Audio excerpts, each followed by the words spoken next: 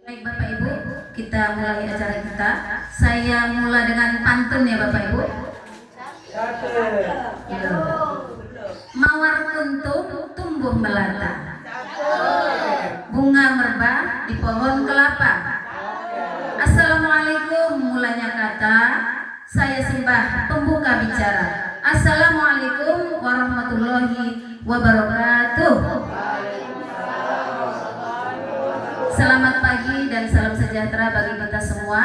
Alhamdulillah, puji syukur tak bosan-bosannya kita panjatkan kehadirat Tuhan yang Maha Kuasa, di mana pada pagi hari ini kita diberinya kesehatan dan juga kesempatan sehingga kita dapat berkumpul di ruangan ini dalam rangka yang terhormat tadi kepada Bapak pengawas kita yang sudah berhadir bersama kita tadi, kita ucapkan terima kasih. Bapak Husein MPD, kemudian Bapak Kepala Sekolah kita Bapak Kenali Herianto SPD, dan yang terhormat Bapak Ibu guru hebat sekalian yang sudah meluangkan waktunya untuk melaksanakan kegiatan kita ini dengan penuh semangat. Untuk mengambil berkah pertemuan kita pada hari ini, alangkah baiknya mari sama-sama kita berserah diri kepada Allah agar senantiasa apa yang kita laksanakan pada pagi hari ini mendapat berkah darinya, di samping kita mendapatkan ilmu pengetahuan agar kita dapat mengimplementasikan dalam pekerjaan kita sehari-hari dan menjadikan hal ini menjadi amal jariah bagi kita semua. Dalam hal ini kami mohonkan kepada Pak Ali untuk kesediaannya memimpin doa. Kami persilakan Pak Ali.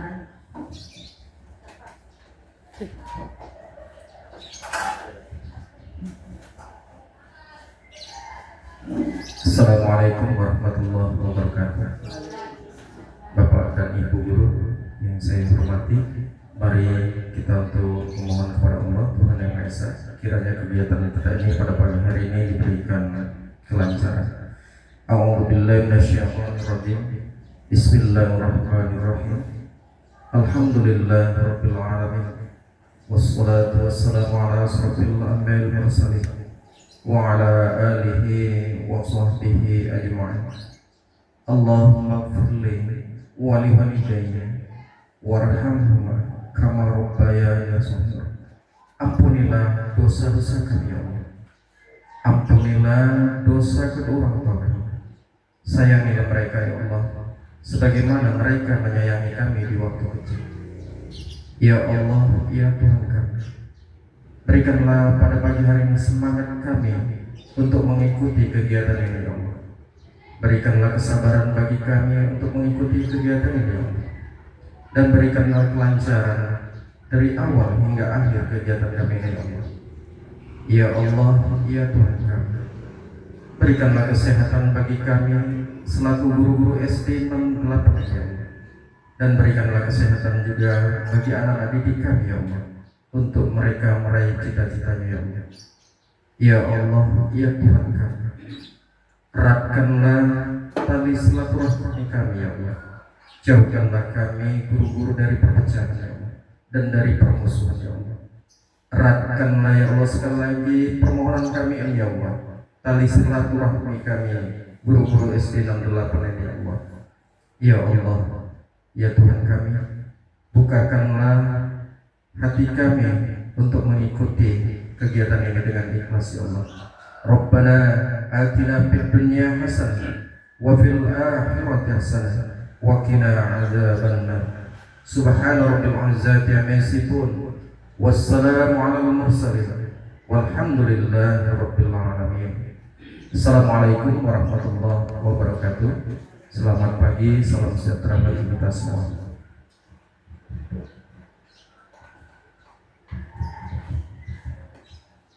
Terima kasih kita ucapkan kepada Pak Ali yang sudah membawakan doa. Mudah-mudahan apa yang kita harapkan pada pagi hari ini diijabah oleh Allah Tuhan Yang Maha Kuasa. Baik Bapak Ibu, selanjutnya kita akan menyanyikan lagu wajib nasional Padamu Negeri yang dipimpin oleh Ibu Lenta M. Simanjorang. Kepada Ibu Lenta kami persilakan.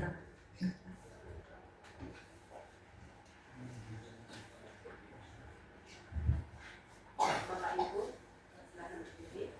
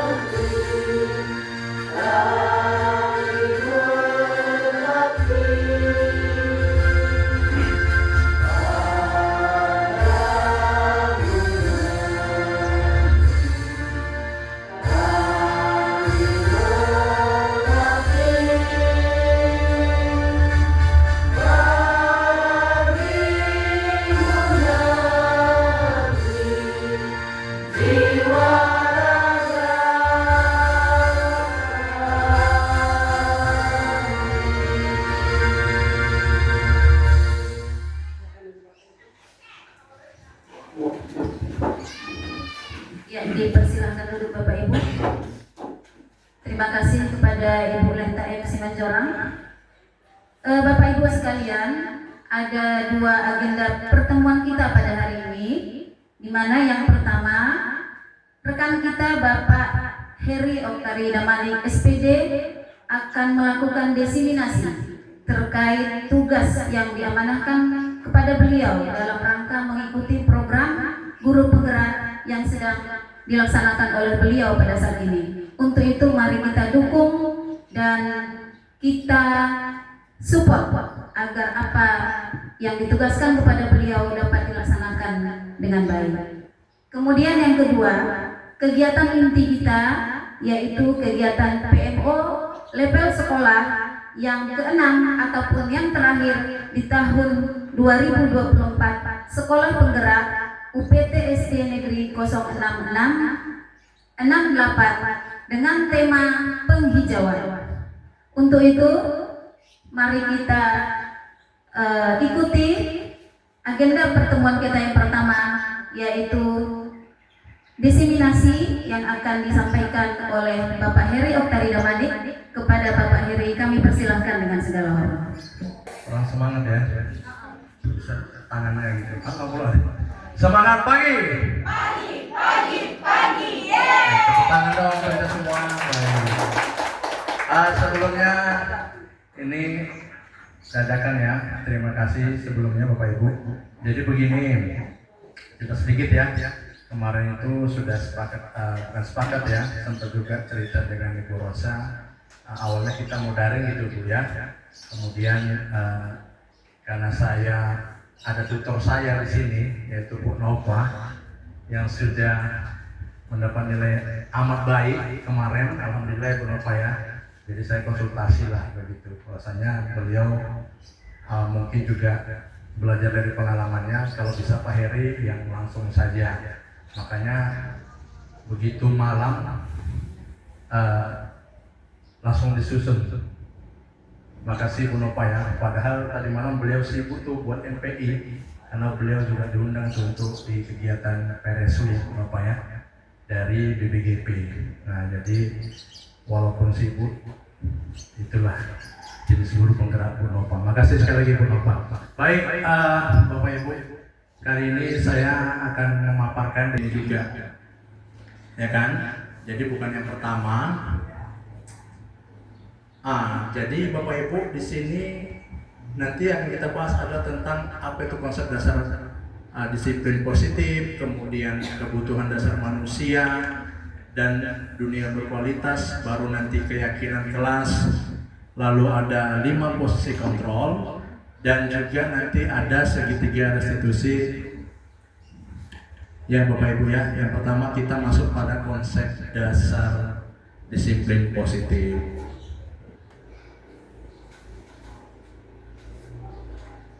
Oh ya, ini pengantar Bapak Ibu. Rumah dan keluarga itu merupakan tempat belajar dan menerima pendidikan pertama dan utama bagi pembentukan pribadi dan karakter setiap individu. Ini setuju nggak kira-kira Bu? Ibu Lee setuju nggak kira-kira? Rumah adalah keluarga dan keluarga merupakan tempat belajar. Setuju. Alasannya kenapa Bu? Madrasah pertama memang rumah kan? Rumah Bu Iya, ya? jadi sepakat ya Pak? Sepakat. Iya, terima kasih Bu Lia ya. Madrasah yang pertama adalah rumah. Jadi rumah itu tempat belajar yang paling utama ya. Kemudian orang tua memegang peran penting dan strategis dalam mengantarkan pendidikan bagi putra putrinya. Keberhasilan orang disiplin positif. Boleh minta tolong Bapak Ibu? Baca. Kenapa? Oh kenapa? Oh ya pakai kacamata ya. Paling apa Pak? Izin ya Pak? Ya, disiplin positif adalah menumbuhkan disiplin yang didorong dari dalam diri anak tanpa hukuman dan hadiah. Itulah yang dimaksud dengan disiplin positif. Kemudian dengan menerapkan disiplin positif diharapkan tindak kekerasan atau bully dapat dihindari. Pendekatan disiplin positif bukan mengenai anak atau peserta didik secara langsung, melainkan bagaimana cara orang dewasa memberikan dampak dan pengaruh positif kepada anak atau peserta didik. Baik, terima kasih Pak Ali yang sudah membacakan. Iya, disiplin positif itu menumbuhkan disiplin yang berasal dari dalam dirinya tanpa hukuman ya Bapak Ibu dan hadiah. Ini kita sepakati dulu Bapak Ibu ya. Kita sepakati dulu. Kemudian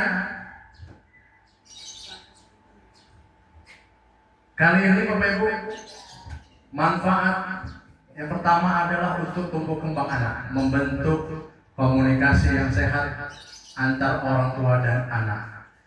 Lalu tujuannya pada pagi hari ini yaitu membentuk sikap dan perilaku seseorang sesuai dengan yang diharapkan.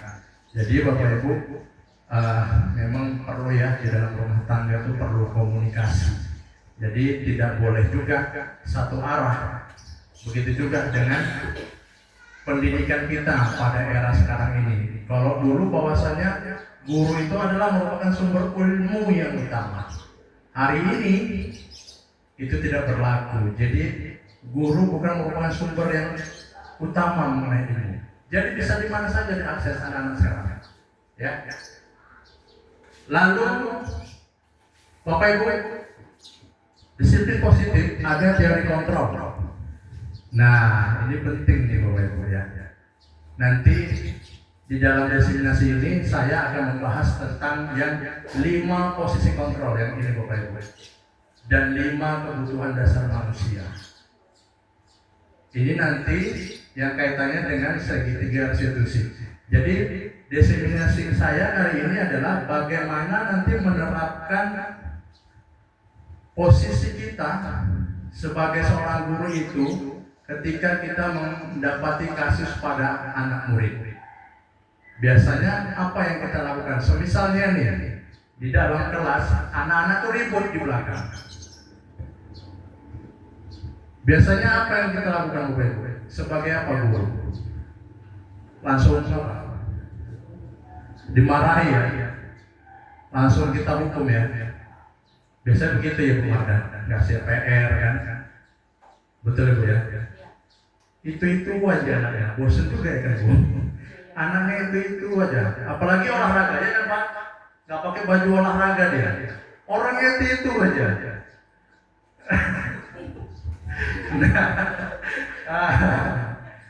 Baik, nah lalu pertanyaannya Bapak Ibu, sebagai seorang guru bagaimana menciptakan lingkungan yang aman dan nyaman?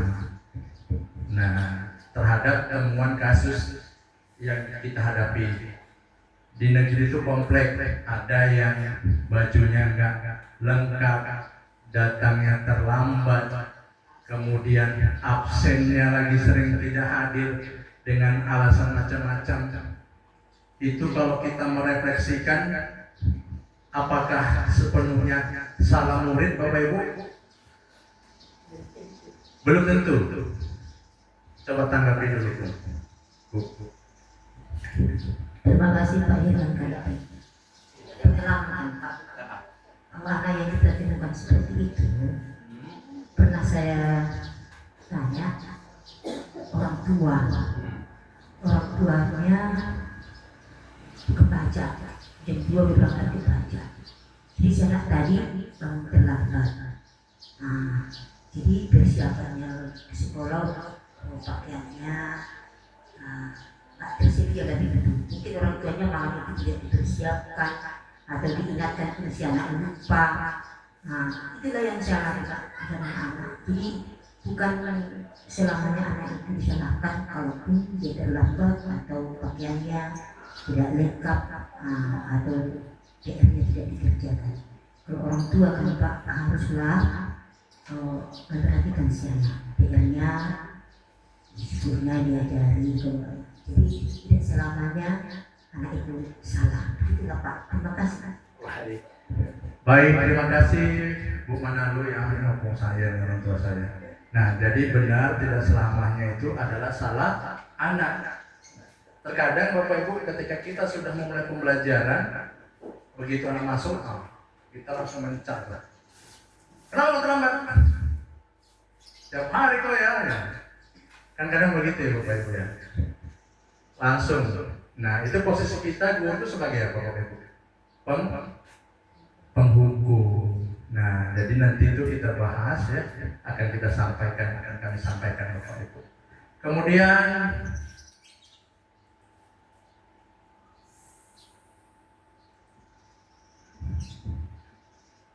ini masih apa ya kira-kira yang saya sampaikan dari destinasi kali ini, yaitu mencoba berbagi apa aja ya Bapak Ibu, wawasan saja, bukan saya paling hebat atau Ibu tidak, namun mungkin saya dapat informasi duluan daripada Ibu Bapak, jadi bukan bermaksud untuk menggurui ya Bapak Ibu. Nah Bapak Ibu, di sini ada stimulus respon dan teori kontrol. Nah, terkait dengan hal yang tadi kita bicarakan, masalah yang ada di sekolah, nah tentu itu kita respon dan tentu itu harus dengan 5 posisi kontrol tadi ya Bapak Ibu yang akan kita bahas sebentar lagi. Ya. Nah, ini dia Bapak Ibu.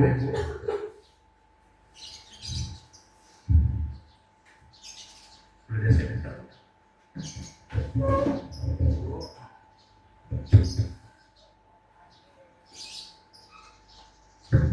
Sebentar ya.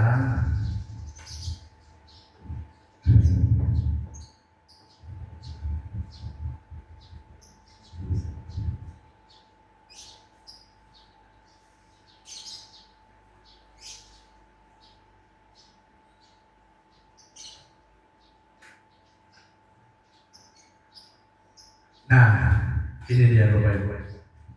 5 posisi kontrol. Yang pertama adalah penghukum, kedua adalah pembuat rasa bersalah, ya. Kemudian yang ketiga sebagai teman, yang keempat itu adalah sebagai pemantau, dan yang kelima adalah sebagai manajer. Nah, jadi Bapak Ibu, dari kelima ini nanti saya akan mencoba simulasikan kira-kira yang mana posisi kita sebagai guru. Ya Bapak Ibu ya. Nanti coba saya sampaikan begini simulasinya. Kalau yang tadi terkait anak terlambat tadi, itu ketika masuk itu kita sebagai penghukum tadi ya. Lalu semisalnya begini. Ini kasusnya misalnya ada nih anak SMA, ada anak SMA, ya kan? Dia ditangkap oleh polisi karena tawuran. Jadi diantarlah siswa tersebut ke sekolah. Diantar. Apa kata polisinya? Bapak Ibu, ini murid Bapak Ibu saya pulangkan. Lalu apa saya jawab? Oh ya, mohon maaf Pak Polisi, terima kasih ya sudah menindaklanjutin kenakalan murid kami. Apa yang saya sampaikan dengan anak tersebut? Budi, inilah kamu kan, gara-gara kamu jadinya polisi sampai datang ke sekolah kita, kan jadinya malu Bapak. Nah itu posisi yang mana Bapak Ibu kira-kira? Pembuat merasa bersalah. Dari kalimat yang mana kira-kira Bu? Dari kalimat yang menyatakan tadi, ini akibat perbuatan kamu, polisi jadi datang ke sekolah, jadi malu Bapak. Tangan dong Bu Ati. Iya benar ya Bu Ati, makasih ya Bu. Jadi itu dia Bu merasa bersalah. Sebenarnya Bapak Ibu kita semua ini kan sudah ya, tanpa disadari kita sudah mengetahui itu semua. Namun mungkin dalam pengaplikasiannya gitu kan, terkadang kita yang belum tepat. Nah ini ada kaitannya juga nanti dengan sekolah, dengan murid kita. Belum apa-apa nanti anak-anak itu udah kita marahin, ya kan? Nanti belum apa-apa nanti udah kita hukum dengan seolah-olah kalau orang salah itu selamanya akan salah kan gitu Bu ya. Kalau orang pendosa tuh bisa nggak dia kembali tobat? Bisa kan Bu? Nah di agama kita kan juga seperti itu diajarkan, bisa kembali tobat. Nah kemudian Bapak Ibu, ini dari 5 ini posisi yang ada 5 ini, poinnya ini, kira-kira mana yang paling Ibu rasa, Bapak Ibu, yang paling cocok lah, yang seharusnya kita terapkan? Teman. Ibu teman ya Bu? Teman. Bu Nova?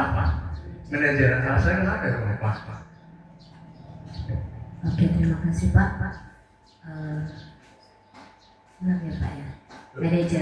Manajer itu seperti teman juga, sebagai pengatur, pengawas, dan menuntun serta membimbing anak-anak. Jadi selama ini mungkin konsep kita, kalau anak-anak itu salah, kita harus hukum. Kemudian kita juga punya mindset, kalau anak-anak itu salah, dia harus tahu salahnya memang benar. Tapi kita tidak bisa mengejudge anak-anak itu, kamulah penyebab rasa bersalah itu, kamulah yang penyebab perbuatan ini. Boleh menjadi teman, tapi ada time-time-nya, ada waktu-waktunya kita bisa menjadi teman. Kalau anak itu sedang sedih atau sedang bermasalah, kita bisa jadi teman. Tapi teman yang jangan seperti ini Pak, kita kasih jarak. Karena kalau kita menjadi teman di kalangan untuk SMA atau yang remaja, kita harus kasih batasan. Boleh jadi teman, tapi ada kasih batasan. Jadi ada kasus-kasus tertentu bisa kita menjadi teman, tapi inti dari posisi kontrol di sini adalah sebagai manajer. Kita yang mengatur, kita menuntun, kemudian kita juga yang mengarahkan anak-anak untuk menyelesaikan masalahnya sendiri, mencari solusinya sendiri. Jangan kita yang memberikan hukuman kepada anak-anak, tapi anak-anak itu harus sadar apa kesalahannya, kemudian anak itu juga tahu bagaimana solusi yang harus dikeluarkannya, dan dia bertanggung jawab atas apa yang menjadi perbuatannya. Terima kasih Pak. Tepuk tangan dong Bapak Ibu untuk Nova. Aduh, kompleks sekali ya. Ini luar biasa, dia benar ya Bapak Ibu. Jadi posisi guru itu yang paling tepat adalah kita manajer. Karena kita nanti ini kita merupakan agen perubahan. Kita merupakan adalah pemimpin pembelajaran Bapak Ibu ya. Jadi kita juga harus mengetahui posisi apa nanti yang paling tepat ketika nanti kita terbentur dengan masalah terkait pembelajaran yang ada di sekolah kita. Bapak Ibu, nampaknya ini ngantuk ya? Oke, kita ice breaking dulu ya Bapak Ibu ya. Yuk, mohon izin Bapak Ibu berdiri. Yang heboh. Oke.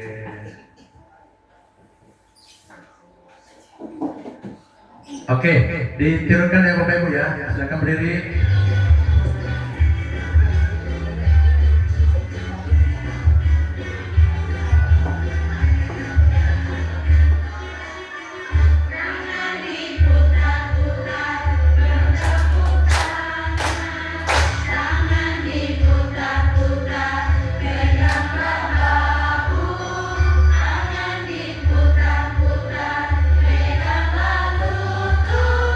Digoyang-goyang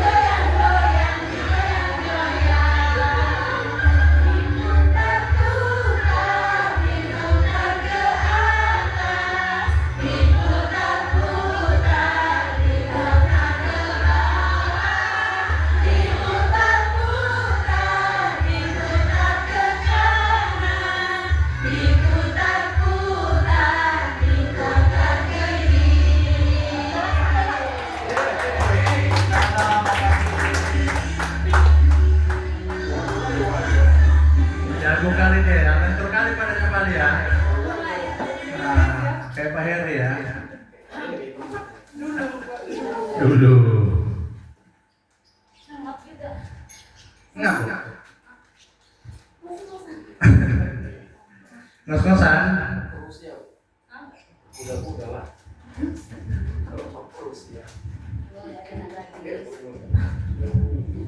Ya, baik Bapak Ibu, kita lanjut ya.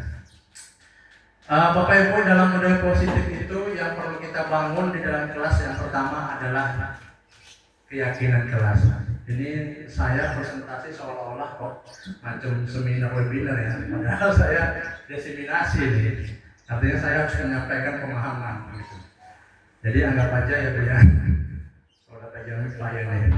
Nah, baik Bapak Ibu, di dalam budaya positif itu kita itu perlu melakukan keyakinan kelas atau melakukan peraturan kelas. Kira-kira mana yang paling penting Bapak Ibu? Peraturan atau keyakinan? Kesepakatan ya? Kesepakatan Bu ya? Tadi nggak ada pilihannya Bu. Keyakinan peraturan. Gimana Bu? Atau ada tanggapan lain? Maknanya jadi berbeda. Kalau peraturan seolah-olah berasal dari guru yang membuat peraturan. Kalau keyakinan, ini yang saya juga masih baru tahu ya, keyakinan kelas. Jadi keyakinan guru juga mungkin untuk menerapkan sesuatu yang positif di dalam kelas. Kalau selama ini kan tentunya di kelas kami kesepakatan kelas, artinya peraturan yang dibentuk atas kesepakatan antara saya dan anak-anak dengan murid. Iya baik, betul. Makasih ya Bu, Buati. Nah, kenapa keyakinan kelas gitu Buati? Kesepakatan gitu Bu ya. Biasanya kesepakatan begitu. Oke. Nah, jadi Bapak Ibu, peraturan itu memang yang dibuat tidak terjadinya ada audiensi. Ya, kemauan satu pihak saja. Kemudian, kenapa Buati harus keyakinan kelas? Kalau kesepakatan kelas memang benar Buati, kesepakatan kelas memang. Namun ada kalanya kesepakatan yang kita buat itu tidak diyakini. Ya kan Bu, tidak diyakini. Jadi kita yakinin dulu nilai-nilainya. Semisalnya kesepakatan yang biasa Ibu buat, apa misalnya contoh, datang tepat waktu gitu ya? Datang tepat waktu. Kalimatnya gimana? Harus datang tepat waktu enggak? Jadi simpel-simpel aja, datang tepat waktu, selesai tugas, membawa peralatan masing-masing gitu Bu ya. Nah itu setelah diyakini barulah disepakati begitu Bapak Ibu ya. Nanti kemudian kalau peraturan nih kita lihat Bapak Ibu. Nanti kita akan lihat dari peraturan ini nilai kebajikan apa yang dituju. Dilarang membuang sampah sembarangan. Ini peraturan Bapak Ibu ya. Nilai kebajikannya apa ya? Kebersihan ya. Kemudian dilarang merokok, menghargai, hadir di kelas 10 menit sebelum pembelajaran dimulai. Itu komitmen nilai kebajikannya. Memang ada nilai kebajikannya Bapak Ibu, tapi itu tidak berdasarkan komunikasi dari dua arah. Itu hanya yang disepakati oleh si gurunya saja Bapak Ibu. Kemauan kita saja. Kemauan Pak Mai saja nih. Ini saya buat adalah peraturan buang sampah dengan 500 misalnya. Ya kan Pak? Misal. Kan saya misal Pak. Tadi kan saya bilang misal. Kan saya misal Pak gitu. Nah, tapi kita buatlah. Kira-kira anak-anak apa nih yang mau kita buat kesepakatan kelas tadi yang biasa buat disampaikan jadi keyakinan kelas.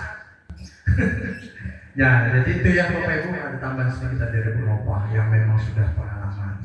Jadi nanti buati ya tidak lagi kesepakatan kelas melainkan keyakinan kelas. Nah, jadi saya tambahkan sedikit juga kalimatnya adalah yang mengandung kalimat-kalimat yang positif.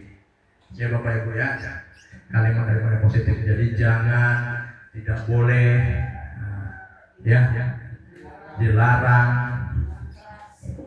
keras. Ya Bapak Ibu. Nah, jadi Bapak Ibu, ketika keyakinan itu sudah kita buat di dalam kelas, masih bisa nggak itu dilanggar oleh anak murid? Masih bisa ya Bapak Ibu ya? Masih. Terkadang ada titik jenuh kita sebagai seorang guru. Muak kali tanya anak ini aja. Ada gitu ya? Ada. Astagfirullah. Tapi jangan sampai membatin ya Bapak Ibu ya. Jangan sampai membatin, nanti kasihan dia. Tapi dia gede juga Bapak Ibu. Aduh, ini anak ini aja. Semua paket komplit sama dia. Kalau di makanan paket komplit itu enak, ada teh manis dinginnya, ada ayamnya, ada sayurnya, sambalnya, tempenya, tahunya, komplit lah. Ini paket komplitnya beda Bapak Ibu. Dia yang datang terlambat, seragamnya entah bagaimana, PR-nya tidak pernah selesai, jarang datang ya Bapak Ibu. Paket komplit lah. Kemudian dia membuat masalah. Semisal saya ambil contoh, kemarin itu saya baru merestitusi anak-anak ya, anak kelas 5A Bapak Ibu. Jadi kalau keyakinan kelas itu ternyata ada dilanggar, ternyata ada yang udah Bapak Ibu buat keyakinan kelas itu saling menghormati dan menyayangi. Ternyata ada dari anak kita Bapak Ibu itu yang suka menjagili temannya, membuli. Nah, kalimat bully sekarang lagi ngetren Bapak Ibu, membuli temannya. Lalu temannya semisal yang membuli itu adalah si A. Si A membuli kepada si B.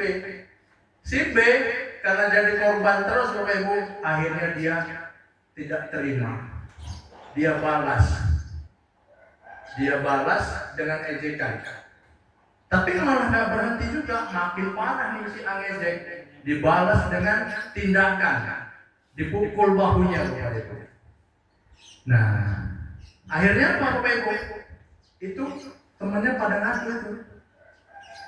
Pak Iri, si B mukul temannya, nangis. Oh ya, siapa yang mukul si apa? Lalu Bapak Ibu, disinilah saya terapkan yaitu segitiga restitusi. Nah, ini Bapak Ibu. Waktu itu saya ambil contoh adalah anak kelas 5A. Ya, jadi anak kelas 5A itu saya panggil. Si B saya panggil. Lalu saya memanggilnya adalah dengan menyelesaikan masalah dengan prinsip segitiga restitusi Bapak Ibu. Jadi kalau ada masalah nanti Bapak Ibu, kita lakukan dengan cara segitiga restitusi. Ya. Jadi bagaimana? Saya panggil ke sana si B. Dengan posisi saya tadi.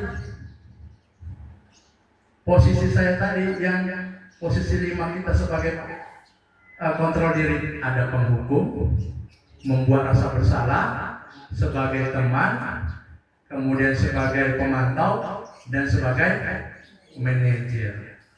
Nah, begitu datang Bapak Ibu, apa yang kita lakukan? Yang pertama adalah ini Bapak Ibu. Ini ada 3 warna Bapak Ibu, ada yang abu-abu, ada yang warna biru, dan warna orange. Yang abu-abu yaitu menstabilkan identitas. Artinya begitu kita tanya, enggak kita tuduh. B, kamu mukul si Ayah? Enggak gitu Bapak Ibu.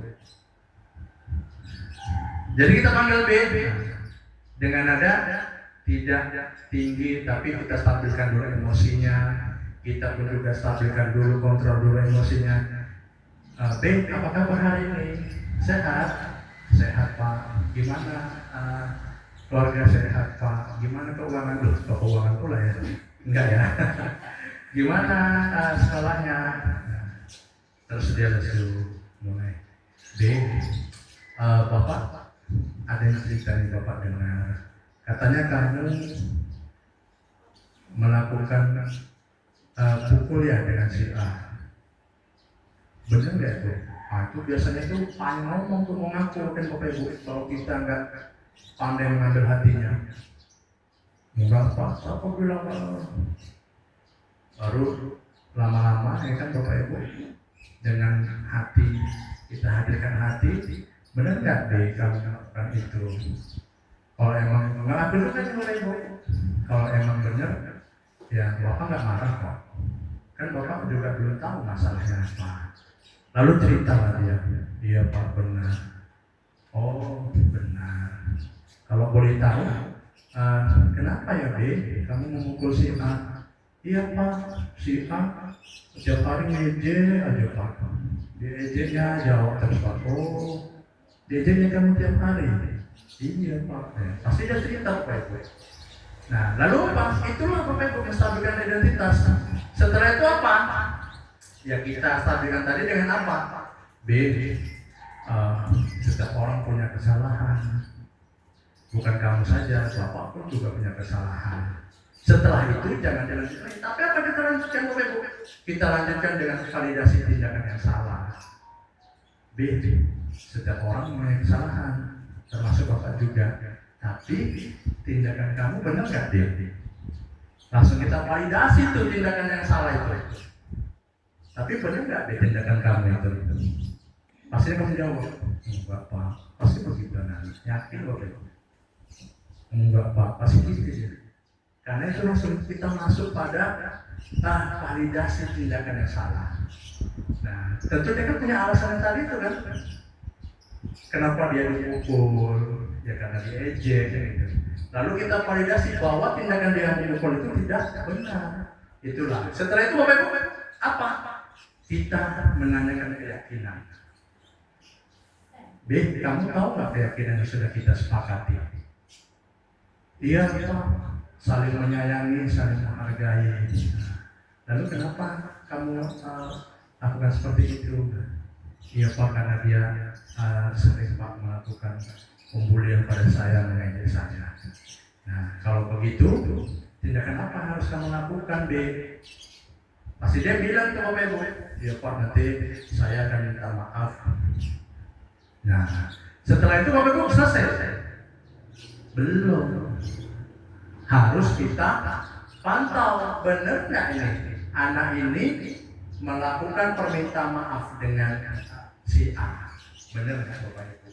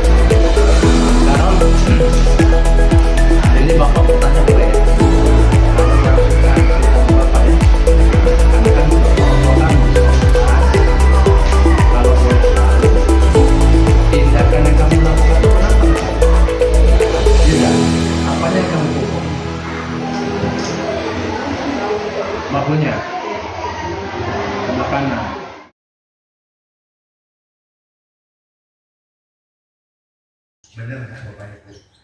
Nah, lalu Bapak Ibu, apakah timbul pertanyaan, apakah setiap permasalahan itu harus dengan segitiga restitusi? Semisal kita jumpa nih waktu olahraga, buang sampah plastik, panggil Bu Desi, C sini, C, ya, apa kabar? Bah, jadinya makan waktu ya Bapak Ibu ya. Padahal hanya buang sampah sembarangan plastik aja. Baru nama itu kan Bu Desi. Gak perlu kita pakai segitiga restitusi. Nanti gara-gara itu kan jadinya setiap masalah kita buat yang ringan, kita buat seperti itu, jadinya lama kali. C, apa kabar? Baik Pak, gimana keadaannya? Sehat Pak, berapa jajannya? Jajan apa saja tadi? C, Bapak lihat, Ibu lihat tadi kamu buang sampah. Iya benar Pak, habis Pak, nggak ada buang sampah. Jadinya panjang ya Bapak Ibu.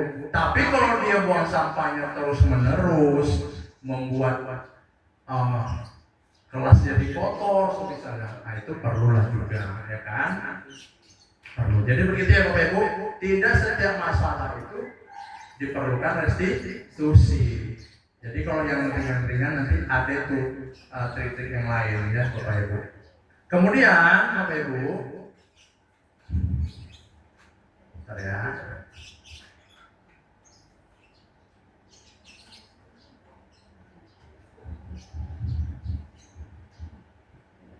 Nah, Bapak Ibu, di dalam restitusi itu tadi ada nilai poin yang bisa kita ambil, yaitu adalah menempatkan kita itu sebagai manajer. Kalau manajer tuh kalau pandangannya di sebuah perusahaan yang tertinggi tidak boleh, tertinggi kan? Berarti dialah yang membuat perencanaan segala macam yang ada di perusahaan itu. Sama dengan kita Bapak Ibu. Dari restitusi itu kita belajar bagaimana kita memanajemen, menyelesaikan masalah. Di situ kita berkembang bagaimana menempatkan diri kita itu sebagai seorang pimpinan pembelajaran. Nah, itu ya Bapak Ibu. Jadi di situ kita belajar dari setiap masalah. Jadi penting kita belajar dari setiap masalah, bukan kita menghindari masalah. Ya, ini harus kita ingat nih Bapak Ibu, bukan menghindari masalah, tapi kita belajar dari masalah. Nah, Bapak Ibu, ini terkait dengan budaya positif ini Bapak Ibu. Ya. Kenapa ini penting kami sampaikan pada kami sebagai CGP Angkatan 10? Karena masih banyak juga di dalam pembelajaran itu kita tidak mengindahkan, kita tidak mementingkan poin ini. Padahal sumber utamanya dari pembelajaran adalah budaya positif. Positif dalam apa? Ya dalam menyelesaikan masalah, dalam lingkungan yang aman. Kalau sudah aman, kira-kira anak-anak itu bakal bertingkah nggak Bapak Ibu? Iya Bu, iya Bu. Bisa jadi ya kan Bapak Ibu ya. Bisa jadi ya. Bisa jadi Bapak ya. Lingkungan udah aman nih. Kita temuin nih Pak. Lingkungan yang aman. Kelasnya pakai AC. Duduknya satu murid, satu meja. Jumlah satu kelas 25 orang. Keyakinan kelas sudah dibuat. Masih bisa kan kira-kira anak-anak itu melanggar keyakinan kelas Bapak Ibu? Masih ya? Masih, saya yakin. Pasti masih.